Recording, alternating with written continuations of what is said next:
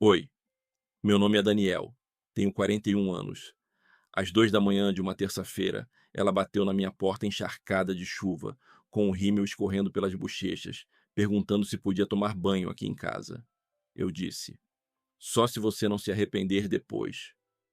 O vapor no espelho do meu banheiro, o clique da aliança dela batendo no balcão de porcelana, o jeito que ela ficou na minha camiseta velha. Eu ainda sinto tudo isso.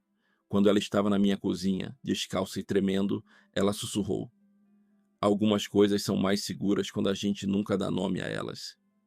Isso foi há 8 semanas, e eu ainda não sei se deixar ela entrar foi a melhor decisão que eu já tomei, ou a que destruiu tudo. Se você está vendo isso agora, comenta de que cidade você está assistindo, porque eu ainda não sei se o que a gente fez foi errado. Eu nunca achei que seria o tipo de homem que deixaria uma mulher casada entrar na minha casa às 2 da manhã. Mas quando a Eleanor bateu na minha porta naquela terça chuvosa, encharcada, com o rímel escorrendo pelas bochechas, eu nem hesitei. Meu nome é Daniel, tenho 41 anos, recém-divorciado, e projeto casas para pessoas que podem sonhar mais alto do que eu jamais pude. Eu moro numa rua sem saída tranquila, onde toda a grama é perfeita e todo o casamento parece feliz por fora. A Eleanor Masters morava exatamente em frente, numa casa que valia mais do que eu ganharia em 10 anos.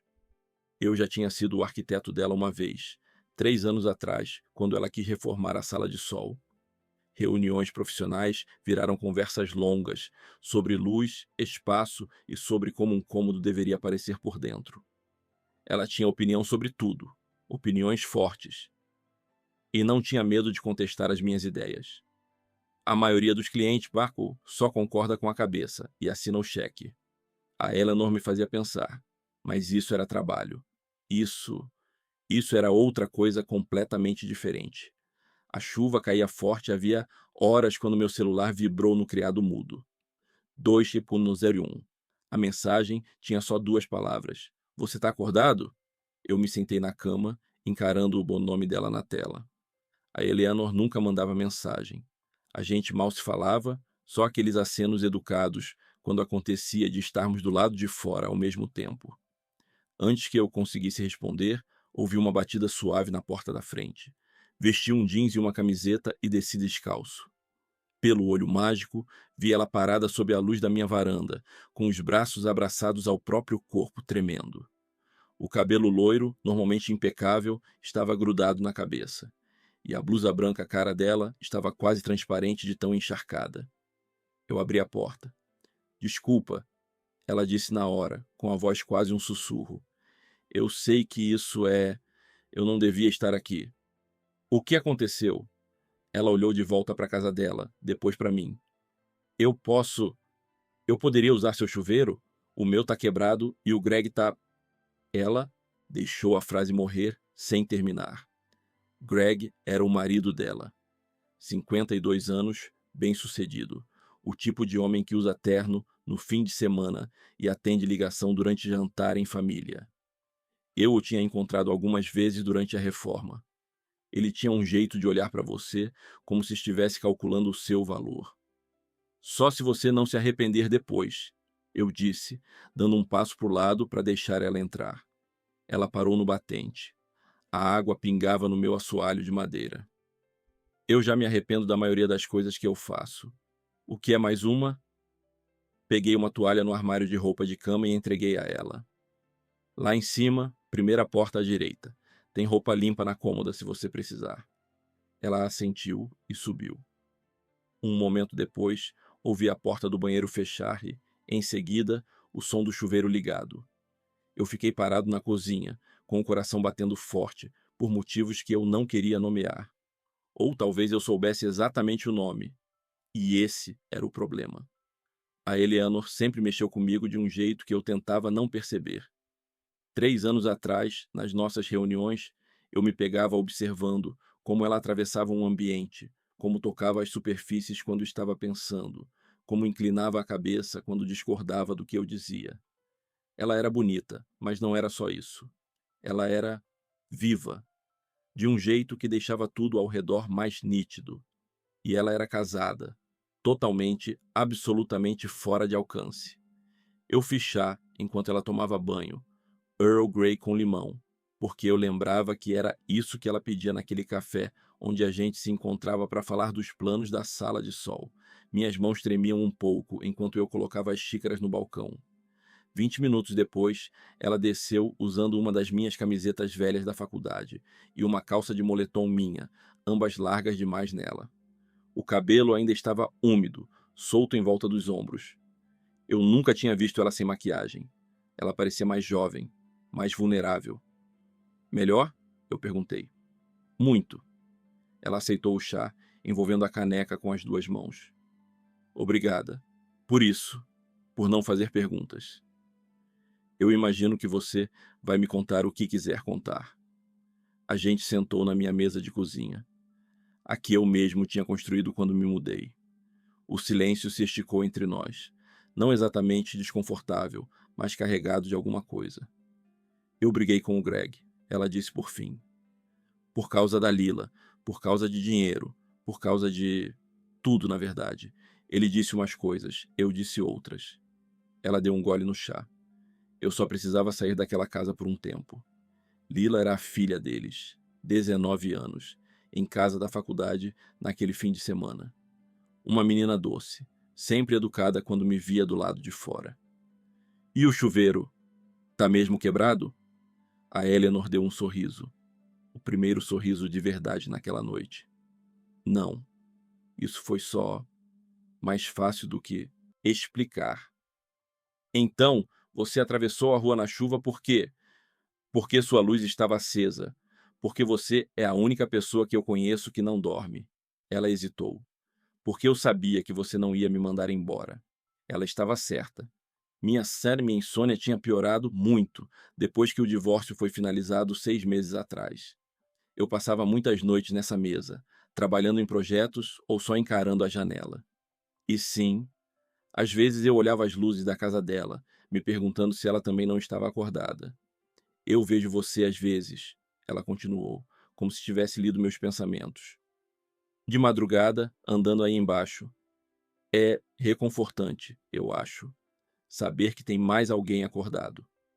Antes que eu respondesse, faróis varreram minhas persianas. Nós dois congelamos quando um carro passou devagar pela rua, o motor quase inaudível sob a chuva. A mão da Eleanor atravessou a mesa e cobriu a minha. Os dedos dela estavam gelados e eu senti a aliança encostar na minha pele. E se for o Greg? Ela sussurrou. A gente ficou completamente imóvel, ouvindo. O carro parou na frente da minha casa por tempo demais, e então seguiu em frente. Provavelmente só o Sr. Hyland, o vizinho idoso que passeava com o cachorro em horários impossíveis. A Eleanor não tirou a mão de cima da minha. Isso é loucura, ela disse baixo. Eu não devia estar aqui. Mas você tá. Mas eu tô. A gente se olhou por cima da mesa pequena. Os olhos dela eram cinza esverdeados, como vidro de mar, e naquela luz fraca pareciam guardar segredos que eu não tinha certeza se queria conhecer. Daniel, ela disse. E o jeito que ela falou meu nome deslocou alguma coisa dentro de mim. Posso te perguntar uma coisa? Pode. Depois do seu divórcio, você também sente às vezes que está sumindo? Como se estivesse só cumprindo uma vida, mas sem realmente viver? Eu sabia exatamente do que ela estava falando.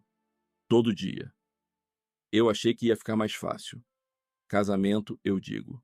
20 anos. E eu achei que a essa altura a gente já teria descoberto. Mas tem dias em que eu me sinto mais estranha na minha própria vida do que quando eu tinha 20. Havia algo cru na voz dela. Algo que me dava vontade de tocar o rosto dela e dizer que ela não estava sumindo. Pelo menos, não para mim. Em vez disso, eu perguntei: o que faria você se sentir viva de novo? Ela ficou em silêncio por um longo tempo. Então se levantou, foi até a janela e olhou para a casa dela. Quase tudo estava escuro, com exceção de uma janela no andar de cima, o escritório do Greg, provavelmente. Eu pintava, ela disse sem virar. Antes da Lila, antes do Greg virar sócio, antes da gente se mudar para esse bairro onde tudo precisa ser perfeito. Eu tinha um apartamento minúsculo e virava a noite pintando telas enormes que mal passavam pela porta. O que você pintava? Tudo. Nada. O que eu sentia.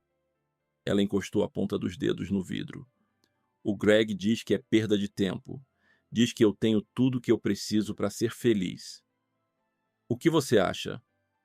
Eu acho que felicidade e ter tudo não são a mesma coisa. Ela se virou para mim e alguma coisa no rosto dela tinha mudado. A vulnerabilidade ainda estava ali, mas agora tinha também um tipo de honestidade imprudente que me tirou o ar. Eu penso em você às vezes, ela disse. Isso é terrível? A pergunta ficou no ar como uma confissão pedindo resposta. Eleanor, eu sei. Eu sei todos os motivos pelos quais isso é errado. Mas quando eu vi sua luz hoje, quando eu estava na minha garagem na chuva, tudo o que eu pensei foi que eu queria me sentir eu mesma de novo, mesmo que fosse só por uma hora. Ela voltou até a mesa, mas não sentou. Parou perto bastante para eu sentir o perfume de gardênia que ela usava, fraco agora, mas presente. Quando eu estava no seu banho, ela disse baixo, eu tirei minha aliança. Eu deixei ela no balcão e por 5 minutos eu fingi que era outra pessoa. Uma pessoa que podia fazer escolhas que não fossem seguras. Eu pensei na aliança, sozinha no balcão do meu banheiro, enquanto ela estava no chuveiro. O simbolismo não passou batido por nenhum de nós. E agora ela está onde? Ela ergueu a mão esquerda. A aliança estava de volta, mas havia algo diferente no jeito de usar, como se fosse um acessório, não uma promessa. Eu devia ir, ela disse, mas não se mexeu. Devia. O Greg vai estar dormindo. Ele nunca fica acordado depois da meia-noite. Eleanor, eu sei. Ela pegou nossas canecas vazias, levou até a pia. Um gesto tão simples, tão doméstico, e ainda assim fez minha cozinha parecer outra. Obrigada, ela disse, enxaguando as xícaras. Por me deixar fingir, só por um pouco. Eu me levantei e fui até ela. Fiquei ao lado dela na pia. Ela estava tão perto que eu via as sardas leves no nariz, os cílios ainda úmidos. Você não precisa fingir comigo, eu disse. Ela desligou a água, secou as mãos no pano de prato. Não preciso? Era outra pergunta que eu não sabia responder, ou talvez soubesse. E isso nos assustava. Ela trocou as roupas molhadas no banheiro de baixo, e quando saiu, já parecia mais a Eleanor que todo mundo conhecia. Arrumada. Intocável. Mas eu já tinha visto ela na minha camiseta, descalça na minha cozinha, e aquela versão ficou gravada em mim. Eu te acompanho até lá, eu disse. Não, muito risco se alguém vir. Mas a chuva parou. Ela tinha razão. O barulho no telhado tinha cessado sem a gente notar. Na porta, ela parou. Isso não aconteceu. Qual parte? Nenhuma. Mas os olhos dela diziam o contrário. Eu fiquei na janela vendo ela atravessar a rua e entrar no quintal como um fantasma. As luzes com o sensor não acenderam. Ela sabia exatamente onde pisar para evitar. No meu banheiro, a aliança dela tinha deixado uma marca de água no balcão. Eu encarei aquela marca por um bom tempo antes de limpar. Na manhã seguinte, eu acordei achando que talvez tivesse sonhado tudo.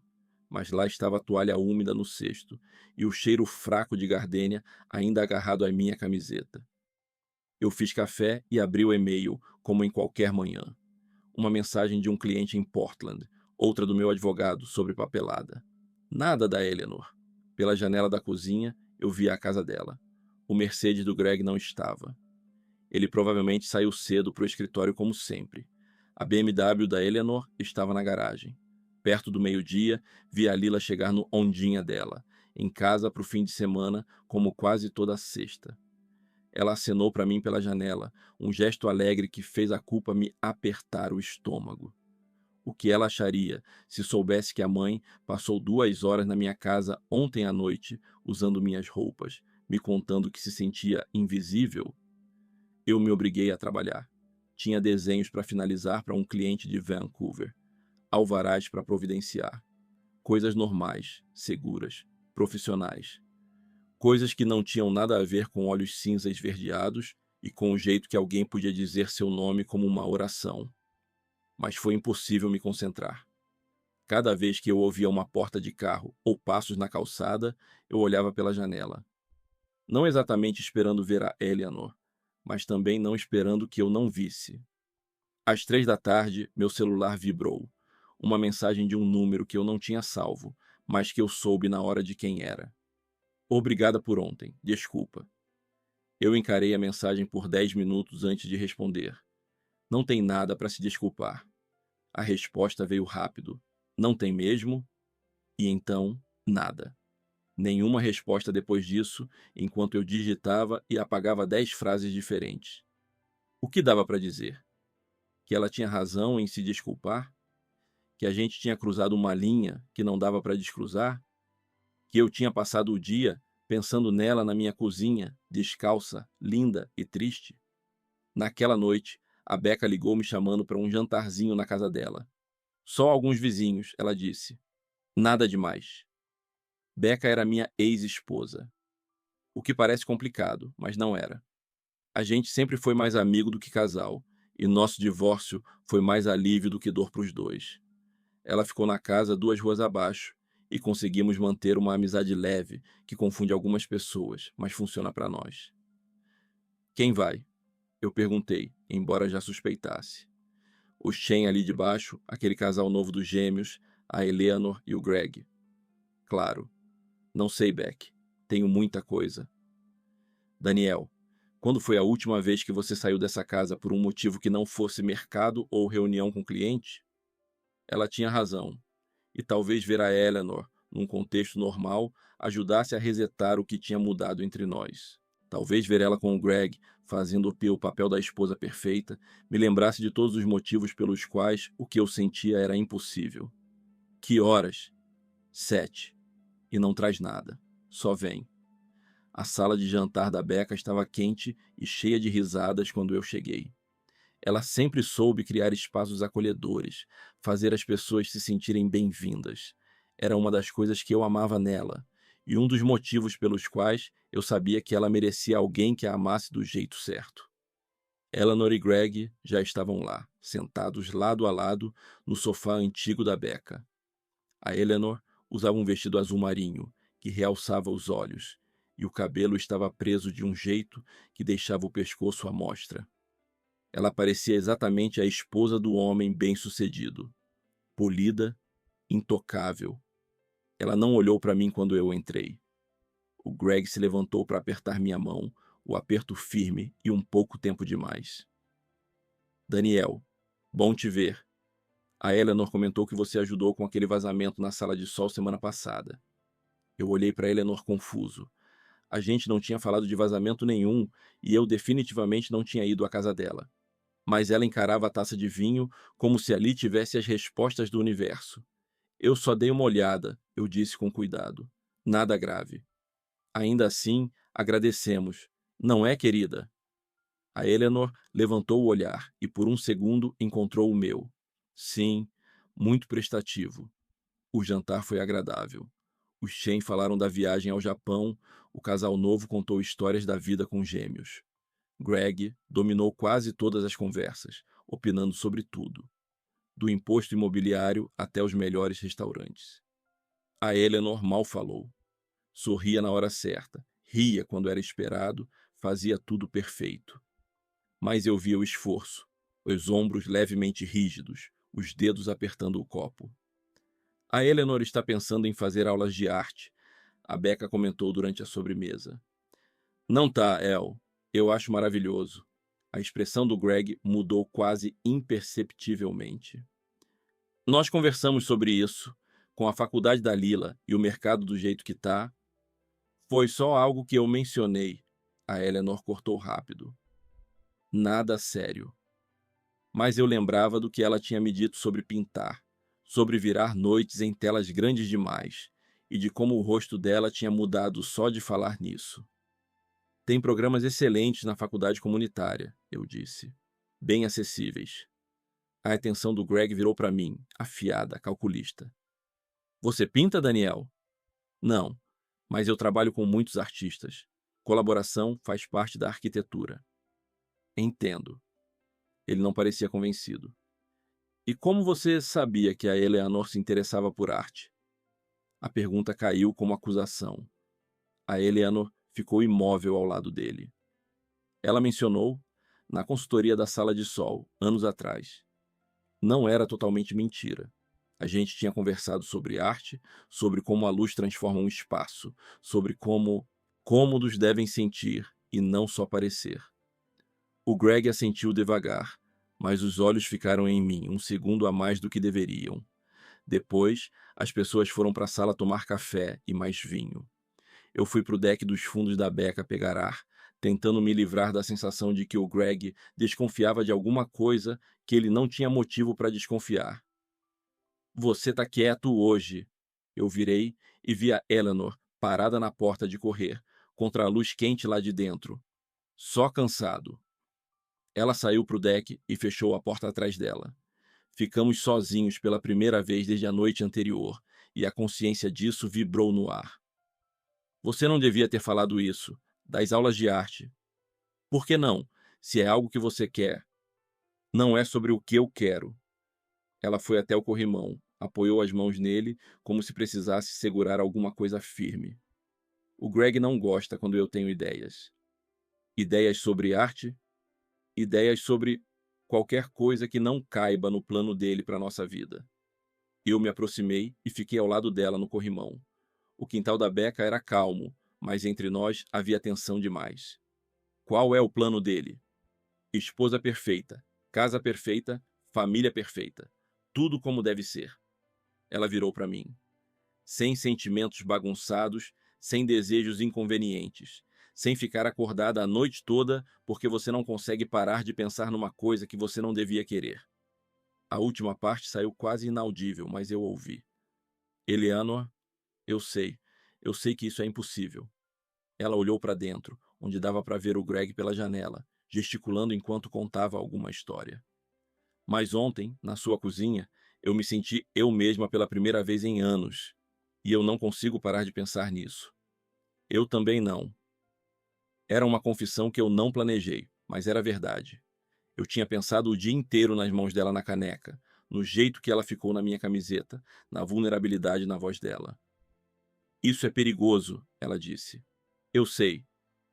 Se o Greg suspeitasse de qualquer coisa, ele não suspeita. Será? Você viu como ele olhou para você hoje? Eu vi. O cálculo, a hostilidade fina. Greg Masters não tinha chegado onde chegou ignorando detalhes.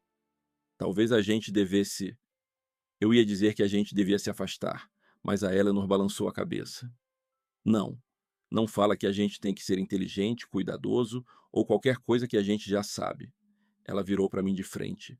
Na luz baixa, os olhos dela pareciam quase prateados. Só, não diga nada. A porta de correr abriu atrás da gente. Aí estão vocês. A voz do Greg cortou o ar. Vamos embora, querida. Amanhã é cedo. A Eleanor se afastou como se um feitiço tivesse quebrado. Claro. Eles se despediram, a mão dela firme na mão dele, agradecendo a Becca pelo jantar. A Eleanor não me olhou de novo, mas quando eles desceram a garagem, eu vi ela olhar para trás uma vez, rápido, na direção do deck. Mais tarde, ajudando a Becca para arrumar, ela me lançou aquele olhar. O olhar de quem me conhece demais. Tá tudo bem com você hoje? Você pareceu tenso. Coisa de trabalho. Ela empilhou pratos na lava-louças com eficiência. A Eleanor também parecia meio estranha. Problemas no casamento, talvez? Eu mantive o rosto neutro. Por que você acha isso? Não sei. Intuição. Ela tá diferente ultimamente. Mas eu não sei explicar. Eu enxuguei as taças que ela me passou, focando no vidro em vez do caminho perigoso da conversa. Toma cuidado, Daniel. Eu ergui o olhar. Com o quê? Eu conheço esse olhar. O jeito que você ficou olhando para ela hoje. A voz da Becca era suave, mas séria. A Eleanor é minha melhor amiga. E você... Bem, você também está importante para mim. Só toma cuidado. Eu queria negar, dizer que ela estava imaginando. Mas a Becca sempre enxergou através de mim. Não está acontecendo nada, eu disse. Eu sei, mas poderia, e isso complicaria muita coisa. Ela estava certa. Mas quando eu caminhei de volta para casa pela rua silenciosa, passando pela casa da Eleanor quase toda escura, eu não conseguia apagar da cabeça a frase dela no deck. Eu me senti eu mesma pela primeira vez em anos. Alguns sentimentos, eu estava aprendendo, eram mais fortes do que lógica, mais fortes do que cautela, mais fortes do que todos os bons motivos que tornam algo impossível.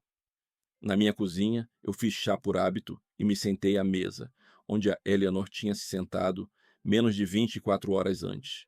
Pela janela, eu via uma luz ainda acesa na casa dela.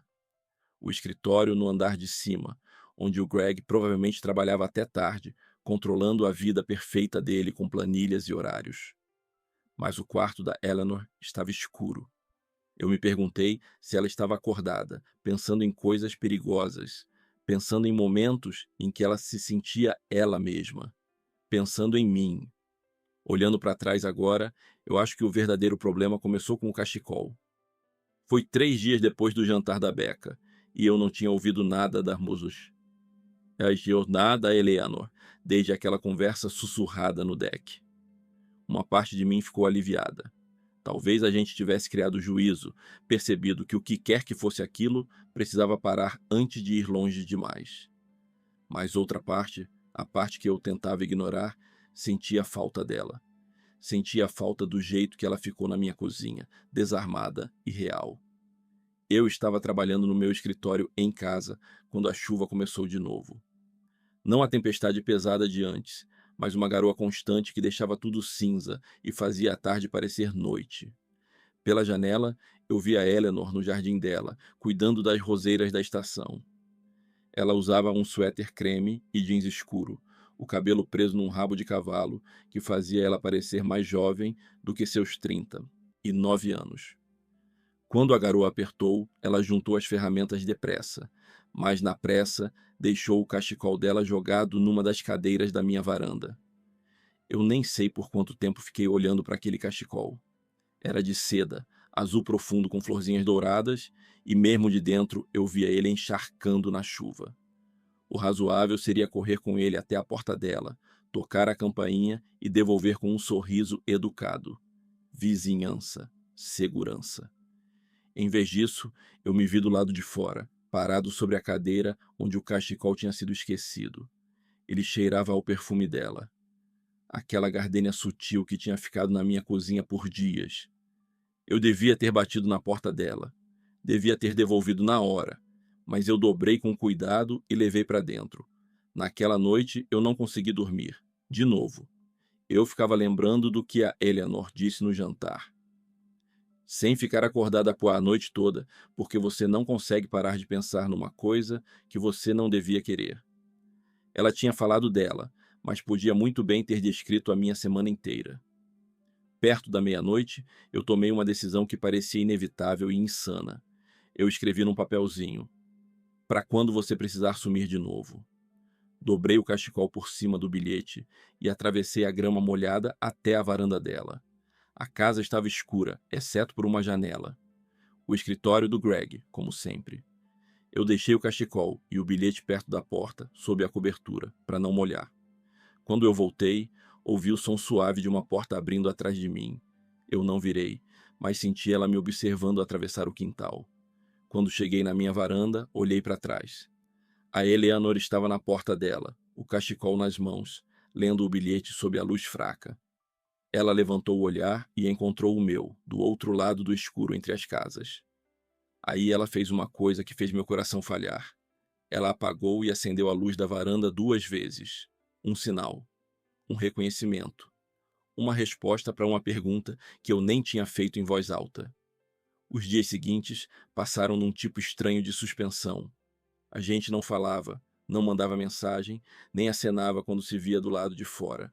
Mas havia uma consciência entre nós agora. Uma corrente elétrica sob a superfície da vida normal. Eu me pegava checando o celular toda hora, esperando uma mensagem. Olhando pela janela mais do que o necessário.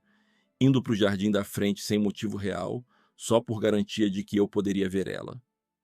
No domingo à tarde, a Lila apareceu com um prato de biscoitos. Minha mãe quis agradecer por você ter ajudado com o vazamento na sala de sol, ela disse, estendendo um prato coberto com papel alumínio.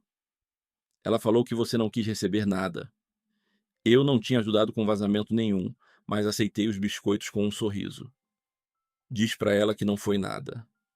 A Lila ficou ali na porta, e eu via nela um pouco da elegância da mãe e um pouco da objetividade do pai. Posso te perguntar uma coisa, Sr. Morrison? Claro. Minha mãe tá bem? Ela tá diferente ultimamente, distraída. Esquece coisas, viaja no meio das conversas. A testa dela franziu de preocupação. Meu pai acha que é só estresse, mas sei lá. Ela parece triste. A pergunta me acertou em cheio. Claro que a Lila tinha percebido. A mãe dela estava carregando um segredo que mudava tudo. Talvez ela só precise de algo para esperar, eu disse com cuidado. Algo que seja só dela. Tipo, o quê? Eu pensei no rosto da Eleanor quando ela falava de pintura, como acendia, faminto. Ela já falou de fazer aulas de arte? Os olhos da Lila se arregalaram. Como você sabia? Ela pintava quando eu era pequena. Ela era muito boa. Tinha um espaço todo montado na garagem. Mas meu pai mandou ela tirar quando a gente se mudou para cá. Disse que garagem era para carro, não para hobby. A crueldade casual me deu vontade de quebrar alguma coisa. O Greg tinha tirado, uma por uma, as coisas que faziam a Eleanor se sentir viva. Talvez você possa incentivar ela a voltar, eu sugeri. A faculdade comunitária tem uns cursos bons. Eu pensei nisso. Talvez para o Natal eu possa inscrever ela eu mesma. Você acha que ela ia gostar? Eu acho que ela ia amar. A Lila sorriu, aliviada. Obrigada, Sr. Morrison. Você entende as pessoas. Se ela soubesse o quanto eu tinha pensado em entender a mãe dela, naquela noite eu recebi uma mensagem de um número desconhecido. Obrigada por entender o que ela precisa. Tinha que ser a Eleanor. Talvez a Lila tivesse contado, ou ela tivesse ouvido por acaso. Eu encarei a mensagem antes de responder. Todo mundo merece algo que faça se sentir vivo. Até quando é perigoso? A pergunta ficou na tela como desafio. A gente não estava mais falando de aulas de arte. Principalmente quando é perigoso, eu digitei. Não veio resposta. E eu nem esperava. Era uma conversa que não cabia em texto, que não se resolvia com palavras. Na segunda-feira, chegou a primeira onda de frio da estação. Eu estava varrendo folhas na frente de casa, quando o Sr. Highland passou com o Beagle velhinho dele, Winston. O Sr. Highland morava ali há mais tempo que todo mundo e tinha olhos atentos e curiosidade infinita, de quem tem tempo demais. Boa tarde, Daniel, ele disse, deixando o Winston cheirar meu correio. Tem tido bastante movimento na rua ultimamente. Eu continuei varrendo. Ah, é? Visitas tarde da noite, gente entrando e saindo em horários estranhos. O tom era casual, mas tinha algo pontudo por baixo. Só quero garantir que tá todo mundo seguro, sabe? Vigilância de bairro e tal. Minha mão parou no meio da vassoura. Você viu algo preocupante? Bom, depende do que você considera preocupante. Ele ajustou os óculos e me estudou. Vi alguém andando na chuva outro dia.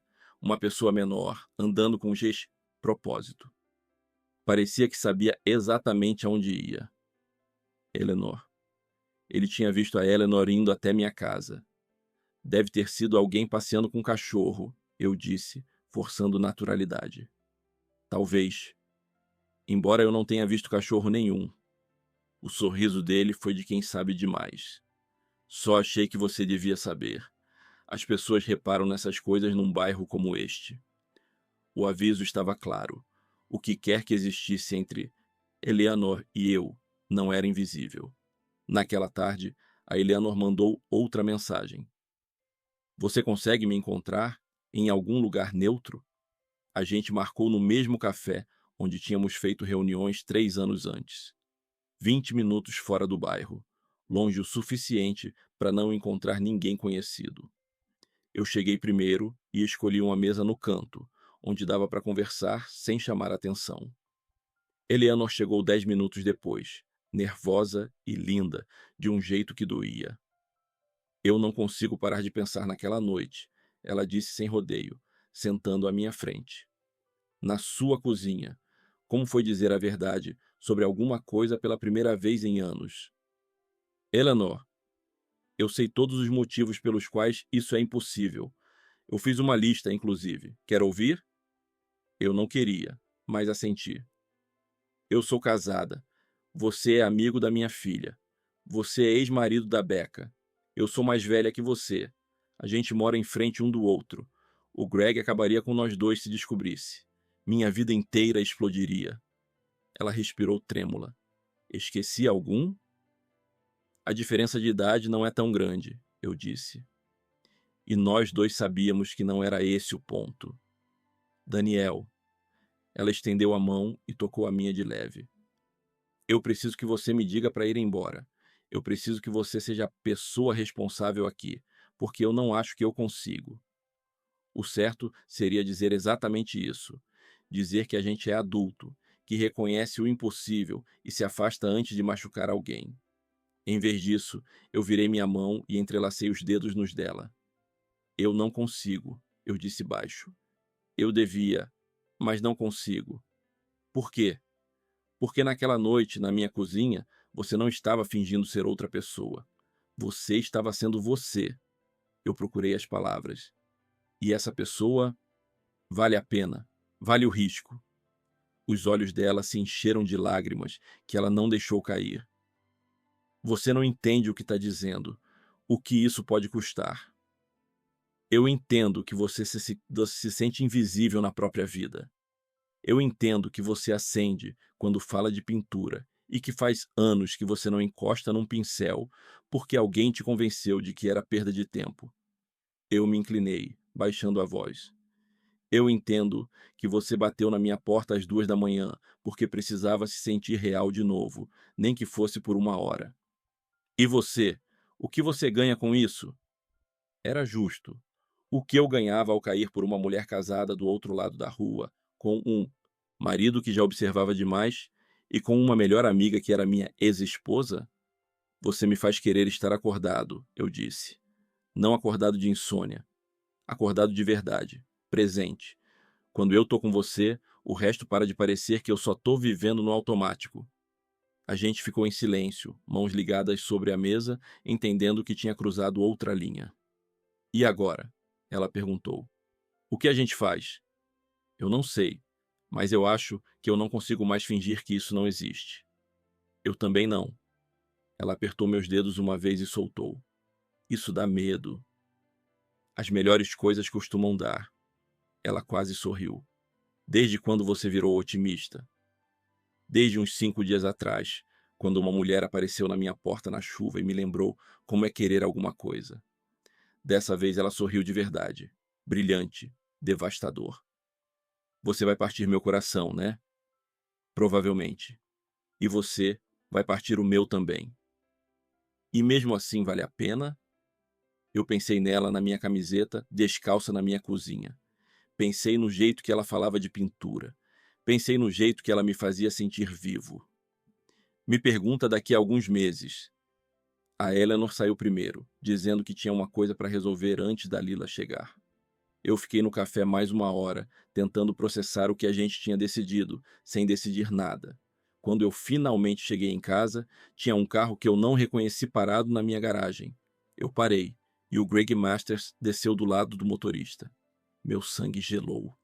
Ele tinha visto a Eleanor sair do café? Ele sabia de algo?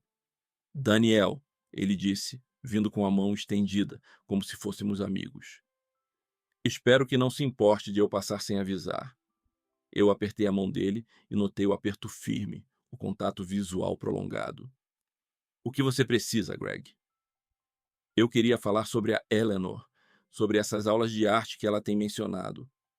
Um alívio atravessou meu corpo, até eu perceber o subtexto.